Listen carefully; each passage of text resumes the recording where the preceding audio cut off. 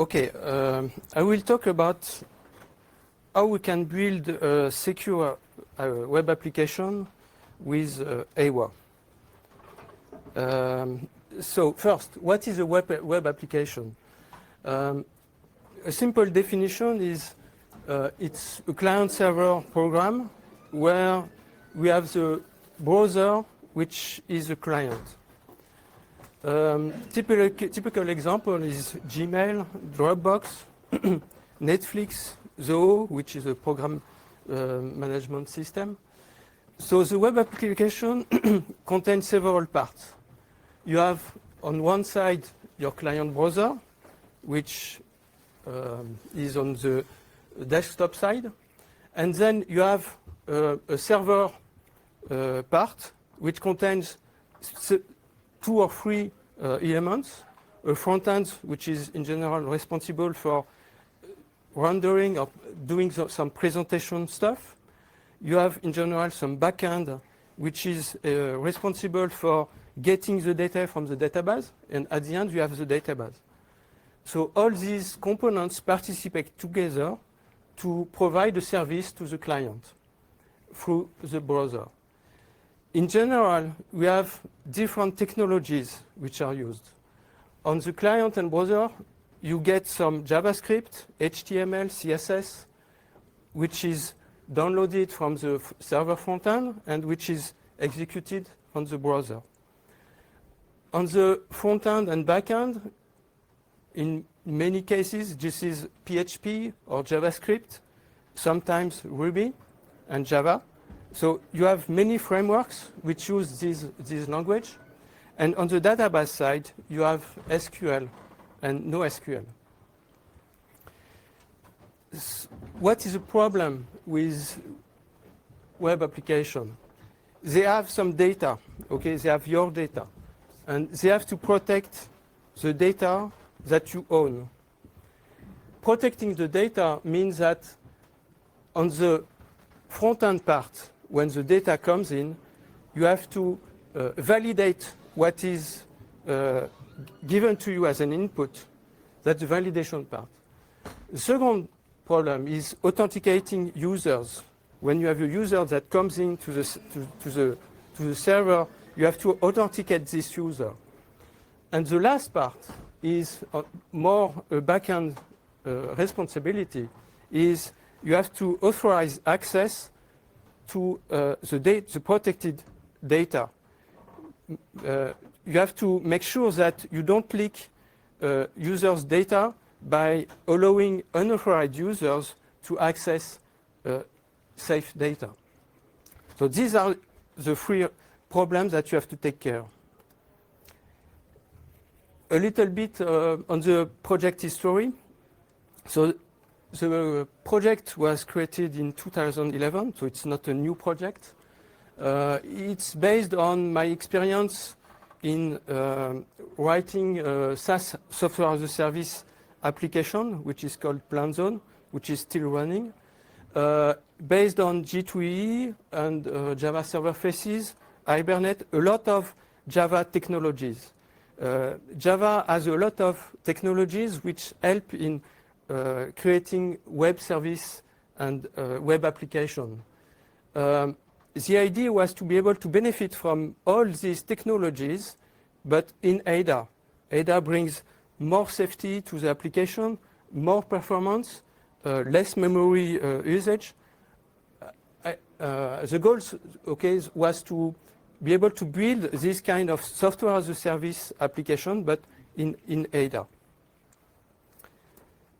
Example of application, there are several. So I have my blog website. We have Ada France, which is also running the AWA. There is a demonstrator, which is called Atlas, which allows you to see the features provided by AWA. JSON, which is a project and ticket management system, which allows you to manage projects. All these applications are written on top of AWA. So what is the AWA architecture? So at the bottom level, you have the operating system, So it runs on NetBSD, FreeBSD, Linux, Windows. Then you have some database layer. We have MySQL, Postgres, and SQLite. All these are existing components that you can get easily, and they are not written in Ada.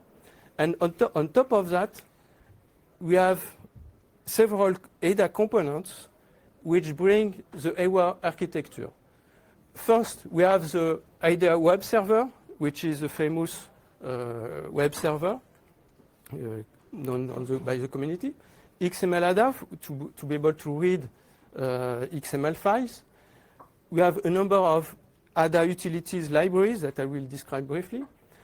Ada Servlet, I took a lot of Java specification and I implemented this specification in Ada. So this is the case for Ada Servlet, similar to Java Servlet. Ada Server Faces, which is similar to Java Server Faces. Ada Security is a part that I will speak a lot to deal with how to enforce the security in the application. OpenAPI Ada is a project that I presented last year. Ada Database Object is what I presented at the beginning of the afternoon. And on top of that, you have Ada Web Application, which provides a number of features which allows you to build your own application. So what are the features provided? There are several parts. You have general purpose components that you can use. You have system components, and you have functional components. General purpose components are components that you can use as is, and they are not dependent with each other. System components don't provide any useful functionality. They just are here to help the system work. Managing users, managing mails, managing permissions, having some background jobs to run. Functional components really are components that really provide something for a user. There is a wiki component, which is a full wiki system, which allows you to write pages, insert images, and so on. Blogs is a blog system which allows you to post articles. And we have also others that I will not describe. Okay, so let's see what is our request rule. What happens on the server side when we have a request which comes in. So the client performs some HTTP GET operation. This GET operation is handled by AWS, and then we enter in the servlet world with a servlet filter, which is a standard mechanism defined by the Java standard. And at the end, we have a GET operation which is called on the server faces servlet, which is the last part that will handle the request. Then we have some Ada beans. This is an Ada object which will be created dynamically, and this object will be configured, will be populated by Ada server faces by calling the setValue operation. Once the Ada bean is populated with input parameters, then you will have a load operation which is called, and which will actually allow you to do some work, perform some action, and actually get the data from the database and return the value. And the last part is for the rendering, which is we have done a request, we got some data from the database, and we have to format this, the result, to return it in HTML or whatever. And the Ada server faces will use get values to get information from the Ada bean.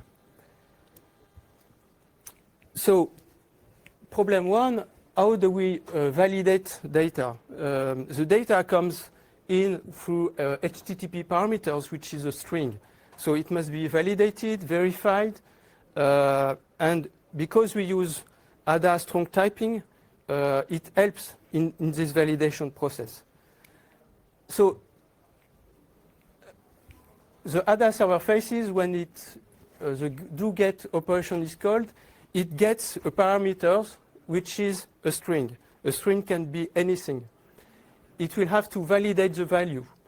Then it will call the set value on the ADA bin, and in this transition, we convert the string into the ADA finite type, a date, a float, it could be a string, of course. And this is this validation process that we will see. A small thing about ADA server faces. So this is an implementation of GSR 344. So this is a model view controller framework, but it's based on components. It renders HTML, XML, JSON, but also ADA. I have used it in Dynamo to generate ADA code. And the framework helps in validating inputs.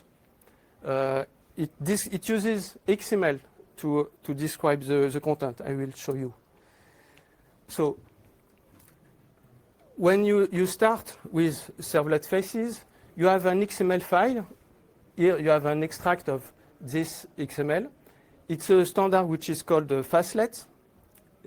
So it's standard with the Java. It's a component based system where you can plug your own component.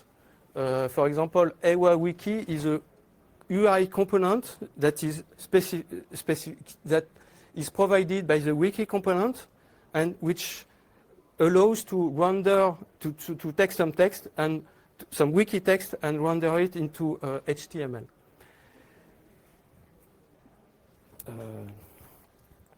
So what we see here is we have only some text, but we have some reference. For example, here I have wikiview.content. It's a reference, and we have to make a link between this and ADA world. So for this, what we have done is to implement a GSR 245, which is another Java standard, which allows us to access ADA content from a simple presentation layer.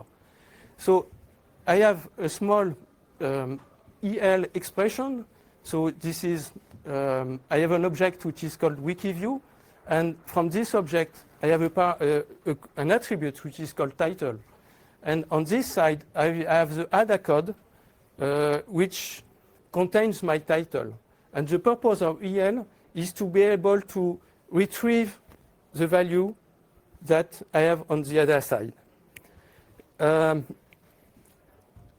You have to know that Java is doing all this by using introspection. So introspection is not possible in ADA. We are not able to take an object and see what are its attributes, what are its methods. So we need some mechanism. So what I've done is to, I invented these ADA bins. So it's a simple system where you just have to implement a bin interface. And the bin interface must be implemented by your type. And it just have to implement two operations. A get value operation, which you give it a name, which is a title that I was speaking about. And it returns the value that is associated to the name. And the second operation is set value, which you give a name, title or whatever, and you update the value associated with the name. The ADA bin, because we don't have, we need some generic type. The value itself is inserted in an object type, which is here, which in fact is a special type which allows you to store any type you want. An integer, a string, a date, and including a bin itself, which means that you can transition and navigate from one bin to another and to another and to another and so on. All this by keeping the type safety. So at any time, even if you have an object, you can know its type. It's strongly typed. Second part is we want to be able to call methods on it. We want to be able to specify that on the view presentation, we want to call the load operation. So for this, the bin has to implement the method bin interface, and this interface has to return a table of what operations are provided by the bin. It means a lot of operation, and because it's quite complex, in fact, Dynamo, the code generator, is able to generate a lot of things. And I've put it as an example the piece of code that it generates to create the binding that will be able to use to call the load operation. The last part is we need a bin factory. In the model, we have created an object, and we want to create it. For this, you have to create a function. Here it's create wikiview bin, and then you register this function in a factory, and you associate this function with a name, the name that you have here. And then on the configuration part, we have in XML, you have to declare some manage bin XML. It's exactly what you do, in fact, in Java server faces. It's the same semantics, the same definition. You, in fact, declare in XML the fact that, okay, I want a bin which is called wikiview. So this is the name that I give to my object. And the factory to create it is here. So this is the function that I have registered at this level.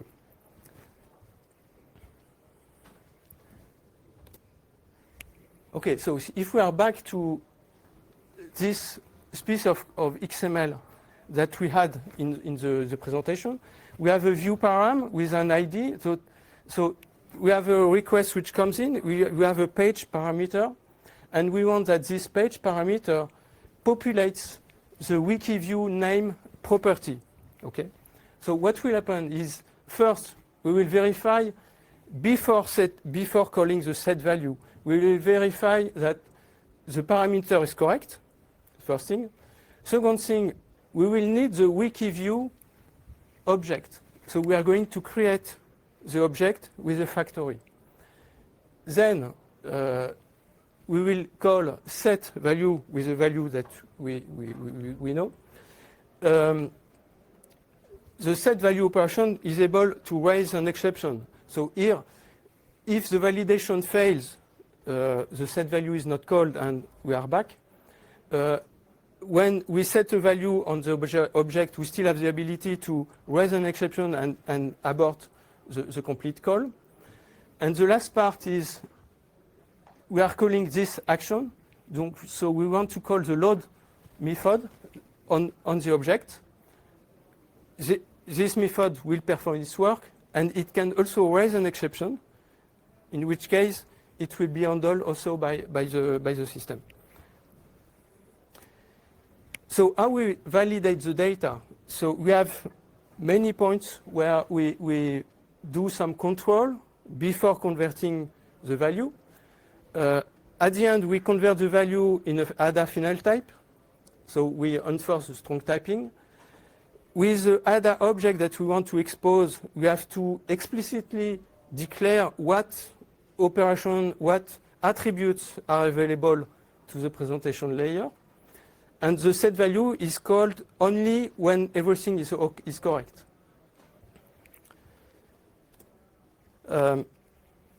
Authenticating users. That's a second part. You don't want that anybody accesses the data. So you have to authenticate your user. You have to identify your non-users and get the credential for these users. On the other hand, you may want to have some registration process for users who are not yet part of the system. So for this, AWA provides the users module, which is a system module, and it authenticates users with two mechanisms. The first one is OpenID, which allows you to connect to Google, Facebook, and so on. And the second one is more traditional, is with email and password. There is also a mechanism to invite other users by sending them a link that they will go back and enter in the system, and all this with a secure key, which allows to verify that you are really allowed to do it. So the user module, excuse me, provides a number of information, or a number of database tables. Here we have a user table which contains the users that have registered in the application, and we have a session table which is updated to track users that connect to the system. So you can manage and trace users that connect to the application and see if they are allowed to connect or not. And last, you have email, which is related to your user, and an access key, which is the access key that allows to verify that users are allowed to connect to the system. ADA security. So this is a component. This is a standalone project which implements OpenID Connect, which is a standard.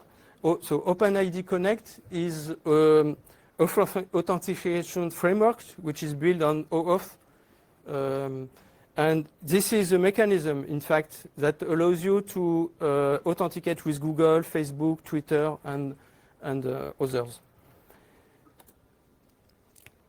So together with the module and with ADA security module, you are able to authenticate users. So this is the first part of verifying who accesses the data. The last problem is authorizing access, which is making sure that the resources that you have in your database, the user has a grant to access the resource. So you have to verify this before giving access, before giving the data to the user, not after. And what we want is to deny the access to users who are not authorized, of course. So in the authorization process, there are several places where we can take care of this. First part is within a servlet filter. So the servlet filter gets the request, and it is able to look at the URL and implement permission checking, which is if you decide that a user is not allowed to access a page, you can refuse the permission and refuse the GET request. The second part is at the business level, when you are going to retrieve some data. Before retrieving the data, you have to check, does the credential of this user allow him to access the data? And if it's not the case, abort everything. The last part is when you render some content, when you render the result for the user, it's useful to have permission checking in the rendering to hide some features which the user is not allowed to see, or some features that the user is not allowed to make.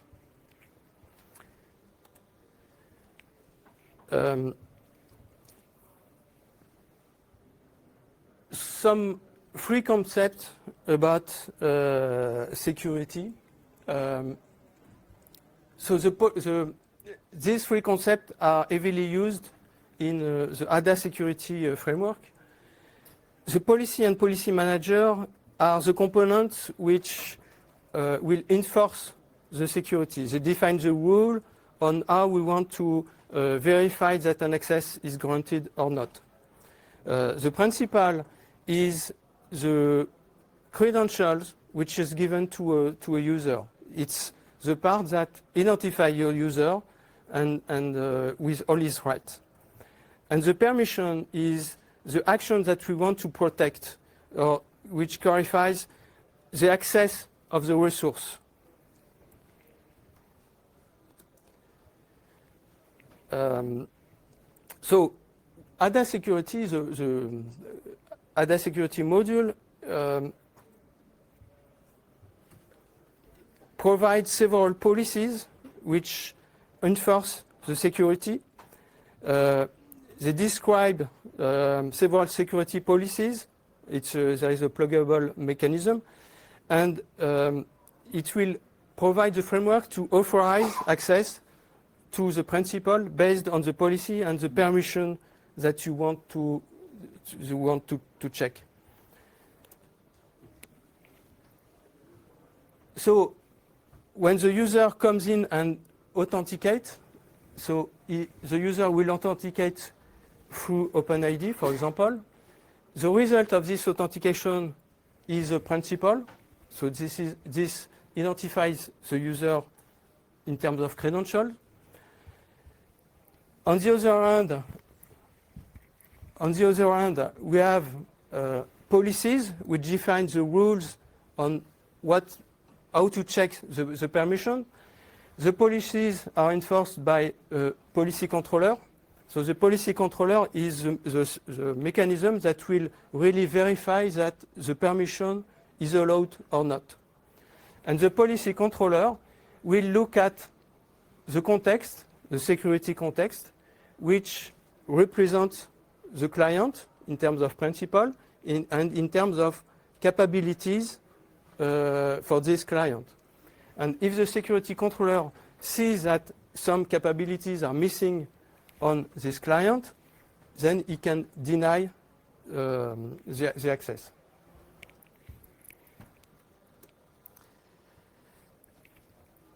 Security policies, you can configure your own security policy. The ADA security framework provides a simple role-based policy that you can configure. Here I have put an example of the entity controller policy, which is provided by AWA.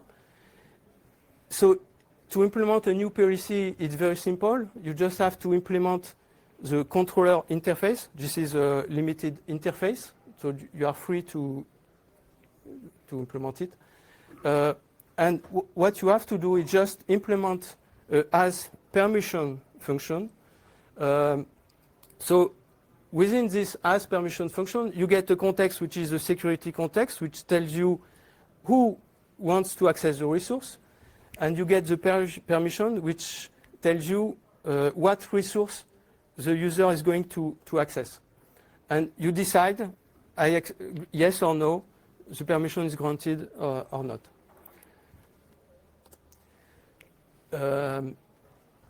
Permission declaration is as simple as instantiating an ADA package. You just instantiate the definition and give it a name. And with this instantiation in the ADA code, I have created my permission. Now, this is the ADA code, and we have to configure this permission. And to configure this permission, we will do it in XML. And this is a place where you decide, okay, I want to use role-based security, or I want to use entity-based security. So with the role permission, I will say the create permission here is granted if the user has the admin role. On the other hand, with this entity permission, it will be granted if this SQL statement returns something, returns the ACL. So this is for the definition of the permission, and checking is also very simple.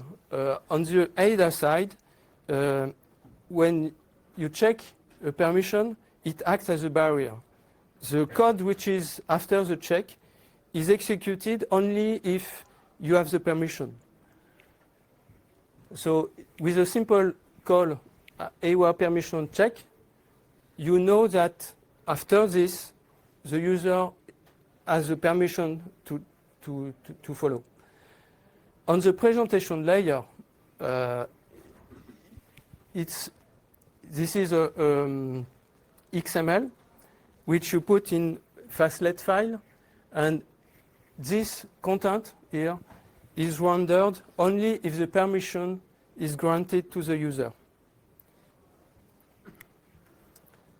So with this, we can declare a permission in ADA, and we can configure it. And we can check a permission and block any access to users. And we can also hide some data and some portion when we render the response.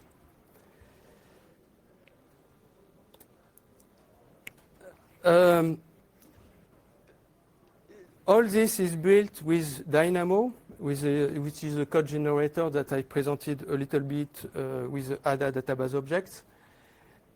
Dynamo contains a number of commands that help you to start your project.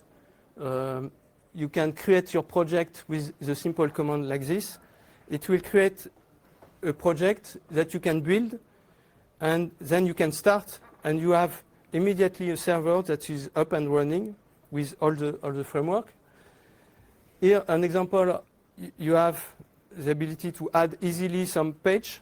The idea of all these commands is to avoid the blank page syndrome, where you start on a project and you don't know where you have what is the next action to proceed. To add a new module, which is more complex, it's adding some ADA code, adding some presentation file. It's done easily with this command. And my last slide. So, to sum up, AWA takes care of the application security by first validating the input, the input that user has submitted. Second, it will enforce strong typing during the validation, but also when you store the data in the database, I have explained in the ADO presentation.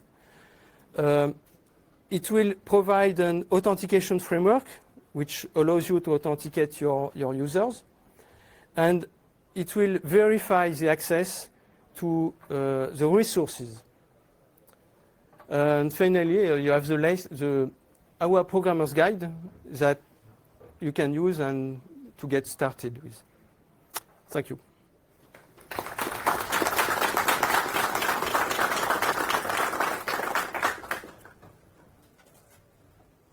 Questions?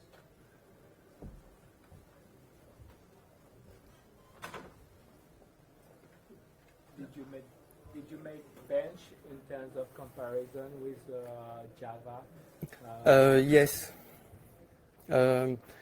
I made benchmark comparison not on the AWA complete framework. I did some benchmark on REST API, which uses the servlet framework that I have presented. Based on, I have compared Java Grizzly, which is a Z2E machine. I have compared AWS as a direct access and Java Servlet also. I don't have the picture here. There is a 10% benefit in using AWA compared to Java in terms of speed. Now, in terms of memory, it's enormous. In Java, you need 500 megabytes of memory. Here, you need 10 megabytes of memory for the system, for the server to run, in fact. So the impact on memory is huge. The impact on performance, I have observed only 10 to 20%. But I have not made any measurement on the ADA servlet part to compare Java servlet versus ADA servlet. I have not done it, but it would be interesting to do it. You introduced various operating system on which it could run. Do you know if it could run on SmartOS or OpenIndiana, which were coming from OpenSolaris? If you have an ADA compiler, yes, why not? If you have a free ADA compiler that I can use, I will be happy to do the port or to help in porting. Is it necessary to run a database server for No, information? no. So you can store the information in files. Yes, you can. I would then recommend to use SQLite. SQLite is very nice because it's a file database. Actually, SQLite provides very good performance for small database. I have another benchmark which shows that SQLite is 10 times to 20 times faster than MySQL on small datasets. Now, with big datasets is not the case. But it's best, I think, to still continue to use a database, even like SQLite, because you benefit from all the model that I have presented, all the data, all the code generation, which allows you to map directly SQL content in ADA. When talking about AVA, is it possible to compile it in a way that it doesn't use dynamic memory? Can it run fully in static memory? It's difficult. It's difficult because when you have a request which comes in, there are some objects that you have to create dynamically because you don't know. Many objects cannot be shared and they have to be created for a given request. What you could do, yes, is make sure that your server receives only one web request at a time and is mono-threaded, for example. And in that case, you can have one instance and a static instance for every ADA beans that I have presented, and it would be possible. What is your storage pool? Sorry? What is your storage pool? To limit the amount of memory at least. Yes, to be honest, I've never used them, but Another question there? So first, let me say this is really impressive. I have two questions. The first one is how far do you think it is from the framework from being usable in production? personally, it's used in production. ADA France website is running. My blog site is also running for during 4 years now. No, it's really stable. And the thing is, I made the choice to develop in ADA because I was frustrated by Java consumption in the fact that Java consumes a lot of memory. One reason. The second reason is I don't have time to spend to debug. And by having everything in ADA, in fact, I realized that I don't spend time to debug, in fact, because I just compile and it's almost correct. Of course, there are some bugs, but fixing the bugs is really easy. And I'm really confident to have something because of the compiler, because of the work that the compiler has done, and because of I've tried to use a lot of limited types to forbid copies, for example.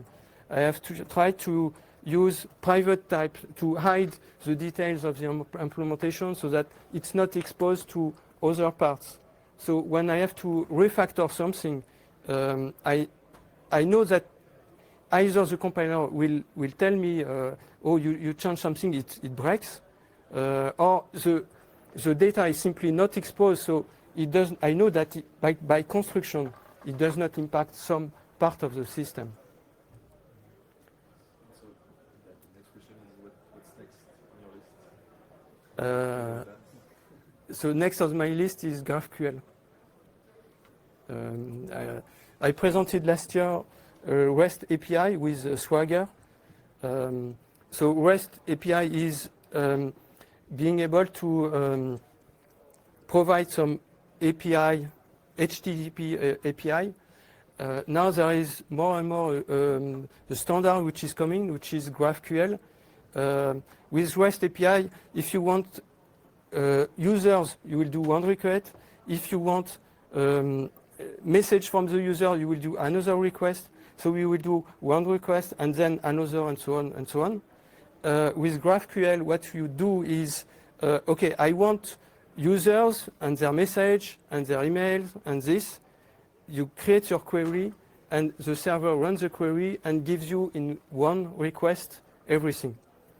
So this is a challenge because this is, in terms of implementation, you have to implement. You don't know what is a query, in fact, when it comes in. So you have to interpret. So it's a real challenge, and I'm interested in this challenge. Okay.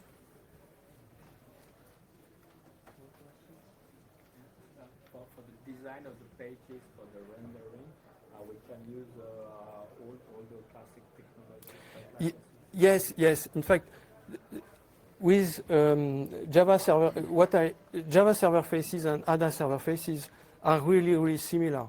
I have used exactly the same components. I try to use exactly the same components.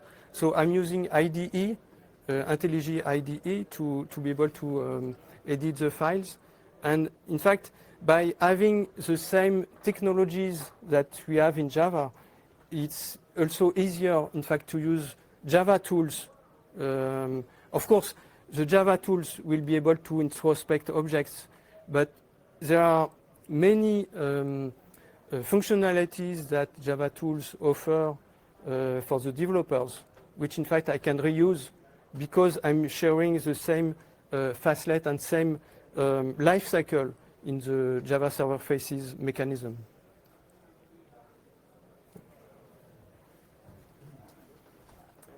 Thank you Okay. again. Thank you.